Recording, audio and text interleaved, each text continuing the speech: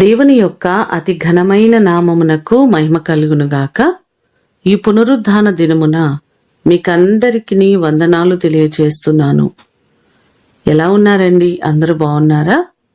దేవుని కృపను బట్టి మరొక వారము ఈ విధంగా మీతో కలిసి దేవుని మాటలు పంచుకోవడానికి దేవుడు నాకు ఇచ్చిన అవకాశము కొరకు దేవునికి స్తుతులు తెలియచేస్తున్నాను. ఈ దినము మిమ్ములను బలపరచు దేవుని మాట. దుఃఖమునకు ప్రతిగా సంతోషమిచ్చి వారిని ఆదరించెదను. ఇర్మియా గ్రంథము 31వ అధ్యాయము 13వ వచనం. మన దేవుడు మనలను ఆదరించేవారు, మనకున్నటువంటి ప్రతి కన్నీటిని తుడిచేవారు ఆయనే. మనకున్నటువంటి ప్రతి బాధను, ప్రతి కష్టమును తీర్చి ఎప్పటికప్పుడు మనకు సహాయము చేసే గొప్ప దేవుడు ఆయనే. కీర్తనలు 54వ కీర్తన 4వ చరణంలో కూడా చూస్తే, ఇదిగో దేవుడే నాకు సహాయకుడు, ప్రభువే నా ప్రాణమును ఆదరించువాడు అనే మాటలు మనకు కనబడుతున్నాయి. ఆయన మనలను ఆదరించి మనకున్నటువంటి ప్రతి సమస్యలో నుండి విడుదలను అనుగ్రహించేవారు. యెషయా గ్రంథము 66వ అధ్యాయము 13వ వచనాన్ని కూడా చూస్తే, ఒకని తల్లి వానిని ఆదరించినట్లు నేను మిమ్మును ఆదరించేదను అనే మాటలు మనకు కనబడుతున్నాయి.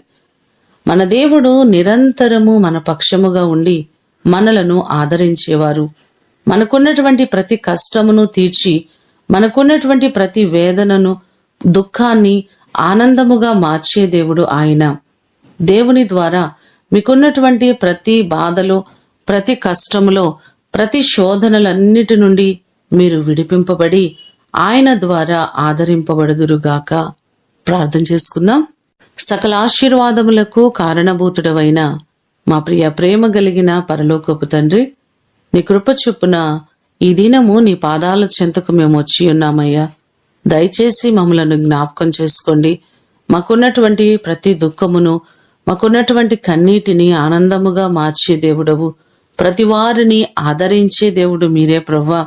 లోకంలో ఎంతో మంది ఒంటరితనముతో ఆదరణ లేని పరిస్థితుల్లో నలిగిపోతున్న వారున్నారయ్యా. ప్రతి వారిని మీరు ఆదరించండి. వారికున్నటువంటి ప్రతి సమస్యలన్నిటి నుంచి విడిపించండి. ప్రతి వారికి మీ కృపాక్షేమములు మీరు తోడుగా ఉంచండి. దైవ జనాంగం అంతటినీ మీరు ఆశీర్వదించండి. ప్రతి కుటుంబము దేవా నీ చేత దీవెన పొందినట్లుగా, మీ సన్నిధిలో వర్ధిల్లునట్లుగా సహాయం చేయండి. దైవజనుల కొరకు ప్రార్థన చేస్తున్నాం. దైవజనులందరినీ మీరు ఆశీర్వదించండి. వారు చేస్తున్న పరిచర్యలను ఆశీర్వదించండి. వారికి ఉన్నటువంటి ప్రతి సమస్యలు, ఇబ్బందులన్నిటి నుంచి విడిపించండి దేవా. వారిని, వారి పరిచర్యలను, వారి కుటుంబాలను దీవించండి ప్రభువా. ప్రతి వారికి నీ కృపాక్షేమములు మీరు తోడుగా ఉంచండి. ఈ దినము కొరకు వందనాలు, కృతజ్ఞతలు తెలియచేస్తూ యేసు అతి శ్రేష్టమైన నామమున అడిగి వేడుకొని పొందియున్నాము తండ్రి. ఆమేన్.